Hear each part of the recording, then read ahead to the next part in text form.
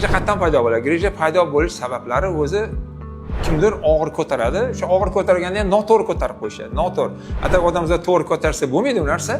Og'ir ko'tarishdan bo'ladi. Sababi ko'proq keyin o'tirib ishlaydigan insonlarda ham bo'ladi bu narsa. Grija bu narsa ko'proq men tavsiya qilardim. Suzishni tavsiya qilaman. Nimaga? Grija deganda grija mana umurtqa bo'lsa, shu umurtqa pog'onani orasida podushkada o'tiribdi. Bu podushka oddiy og'ir ko'targanimizda bu podushka bu yoqqa ozgina chiqa boshlaydi. Chiqqandan keyin mana bitta yonida nerv payli bor. O'shanga tegandan keyin sizni oyog'ingizga qaysi liniyada o'sha turgan bo'lsa, og'riq bera boshlaydi. Endi buni davolash uslublari bizda ham o'sha malhamlar bor. O'sha podushkani baqvatlashtiradigan malhamlar bor. Iste'mol qilasiz buni. Yana eng yaxshi sizlarga yo'li buni suzish.